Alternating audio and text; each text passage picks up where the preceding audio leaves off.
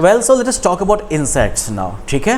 कीड़े मकोड़े जो होते हैं, तो ऑल इंसेक्ट्स ले एग्स, सारे इंसेक्ट्स जो हैं वो अंडे देते हैं, समझ गए।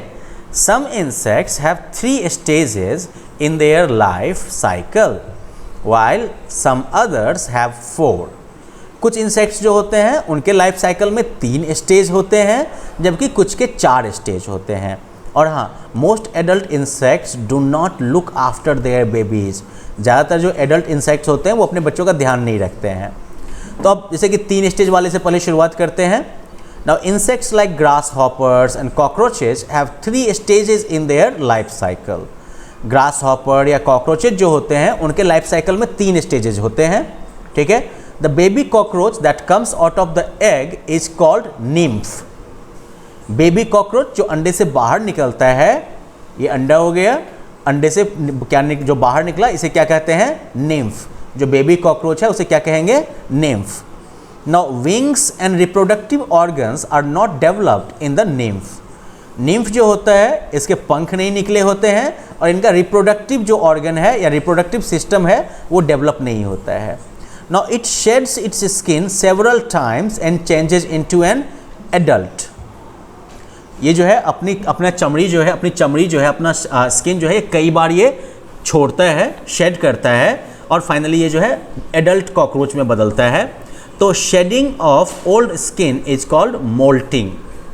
तो ये निम्फ जो है ये जो अपने पुराने स्किन को जो है जो छोड़ती है बार बार, तो इस प्रोसेस को कहते हैं मोल्टिंग।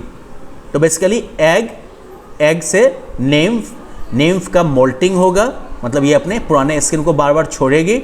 उसके बाद जो है इसके विंग्स डेवलप होंगे, रिप्रोडक्टिव ऑर्गन डेवलप होंगे और ये बन गया एडल्ट कॉकरोच। फिर दूसरे कुछ जो इंसेक्ट्स हैं, some other insects like butterfly and house fly, they have 4 stages in their life cycle. उनके लाइफ साइकिल में जो है 4 स्टेजेस होते हैं।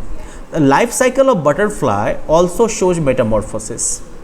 बटरफ्लाई के लाइफ साइकिल में भी जो है मेटामॉर्फोसिस होता है। और किस में होता है मेटामॉर्फोसिस, फ्रॉग्स में। या you remembered it.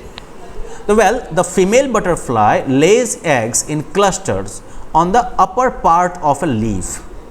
Female butterfly जो होती है वो होलसेल में किसी पत्ते के ऊपरी हिस्से पर जो है अंडे दे देती है, ठीक है।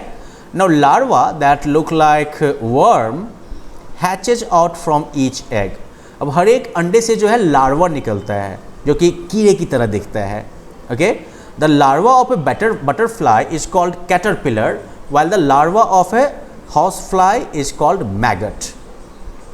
अब बटरफ्लाई का जो लार्वा होता है वो कीड़ा जैसा जो निकलता है अंडे से, लार्वा, तो राइट। तो बटरफ्लाई का लार्वा जो होता है उसे कैटरपिलर कहते हैं और दूसरी तरफ लार्वा जो घर की मक्खी का जो लार्वा होता है उसे मैगट कहते हैं।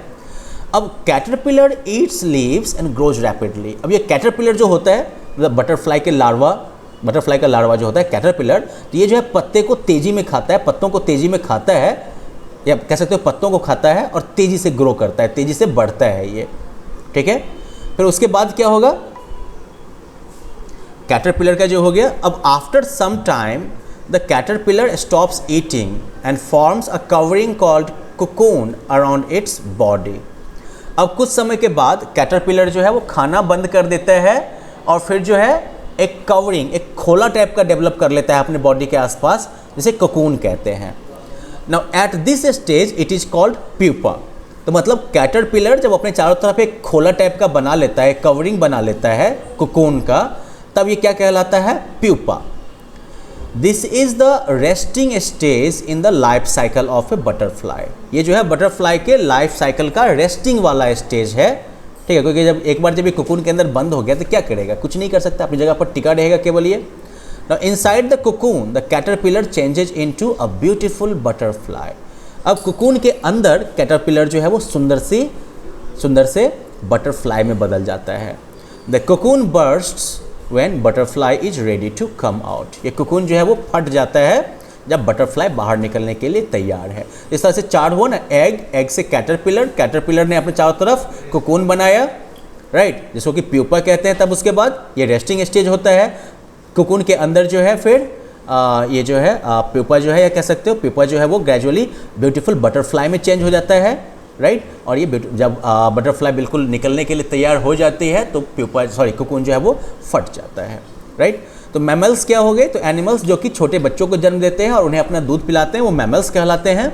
हैचिंग का मतलब हो गया अंडे से बच्चे का बाहर निकलना। मेटामॉर्फोसिस बेसिकली टैडपोल का जो एडल्ट फ्रॉग में कन्वर्जन होता है, ये मेटामॉर्फोसिस कहलाता है।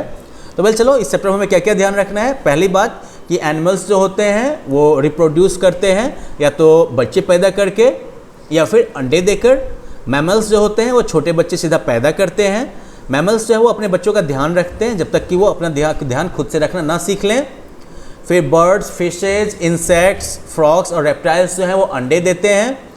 मेटामॉर्फोसिस जो है वो फ्रॉग और बटरफ्लाई के लाइफ साइकिल में होता है या अपीयर होता है। So well that's it for this lesson. You guys have to try the question answers at the end of it and we will try talking about animal adaptations in the next lesson.